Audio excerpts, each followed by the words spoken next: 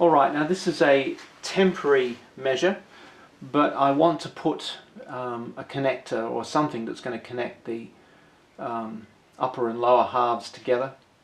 So I'm now just measuring the distance between this top piece. This little top piece I've glued in using some very strong car body filler that actually has fiberglass built into it. And there it is. I've turned this down on the lathe, put a thread on the top and the bottom, so that now when the whole thing clicks into place I can put a nut on there which will hold it together. I'm just testing this out, and I think I can do without one of the washers. Now the reason I want to do this is I want to start sanding this, and I need it all to be holding together while I sand it. So that's the carbog that's holding the thing together.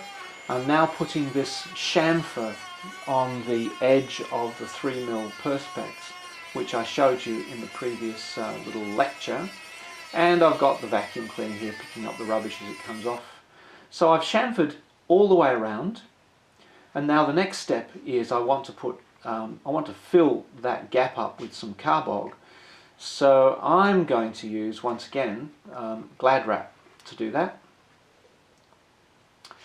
because I don't want anything sticking to this lower hull. And so this might sound strange that I'm putting it on the lower hull, but you'll see why in a minute. Just making sure that all of the components are in place, dropping the top on.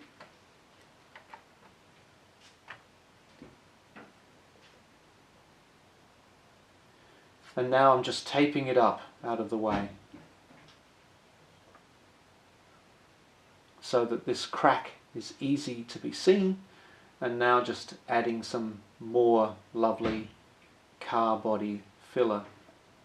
The thing I like about car body filler, and I've said this in other points, is that it comes to a point where it becomes, oh, doesn't that look great? There comes a point with car body filler where it becomes quite cheese-like. And that's your chance to do a whole lot of different things, to slice bits off, to put cuts through like this. I'm letting this knife blade follow the upper portion of the hull. Now I'm lifting it off, it's all hard, and I've now got, I think, a fairly nicely joined hull. So it's all together, and I'm now just using my sander again. I think this has got 180 grit in this time. At some point in this process I did change the grit so that it became smoother. It could have been at this point, because this is a very fine job. Now this is the stern where the blades are going to go, and I've realized that I need to cut this. So I've used a fretwork saw just to cut that off. I've glued it in, back on, and now the stern part is one solid piece that's all fiberglassed together. So once again, 180 grit, going over this hull, getting it better each and every time I work on it. Looks like a big fish. This is so nice, and once again, this is a very light sander. I really suggest that you get one. You go to a car body workshop for this. It's nice and easy to use. The sandpaper is designed nicely to fit along it. And this is now looking, I think, pretty good.